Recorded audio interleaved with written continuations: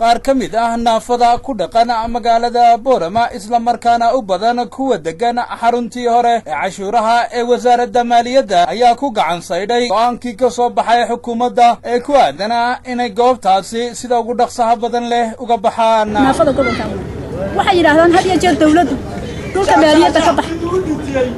maaliyadda ka bax ayay yiraahdaan had iyo jeer maxay ku og yihiin dadkoogi maxay siinayaan ayaysa u noolyiin ayaysa u jiraan taas waa ka diiday. dadkan naafada ah ayaa waxa ay ka dayriyeen xaaladaha nolosha iyaga oo maamulka gobolka Awdalna ku dhaliilay in aanay waxba kala qaban codsiyo tiro badan oo ay u soo jeediyeen si ay qayb uga noqdaan dadka ay soo gaadhayaan gargaarada tirada badan ee loogu talagalay dadka danyarta ah. aniyo galowgii maamulka Soomaaliland oo xana qaaday dadkani kama helin taageero maamulka dawladda iyo hay'adaha caalamiga ee ku sugan gobolkan Awdal.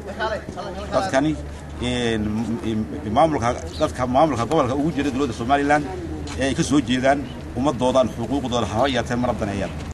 waxaan walaal jecelahay gobolka Awdal cid wali naafada wax qabatay ma jirto. cid maxay ahayd haddii raashin la keeno iyo haddii baabir la keeno iyo haddii wax kasta la keeno kamid ma nihin baanagu gobolada dadka waxaan ahay maxay ahayd ciidamo ogeyn marka walaal dawladda iyo dalkii hay'adu waxa jecelahay inay gobolka Awdal ogaadaan naafadeeda. waxaan ka codsanaynaa inay naafada ummadu leedahay naafada ummadu ay leedahay inay naga mid dhigaan oo inu ogaadaan ma haysana gaadhiyadii aan ku socon lahayn.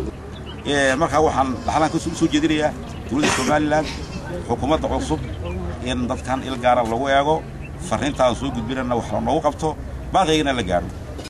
Abdalla Ali Yusuf, On Cable TV, magaalada Boorama.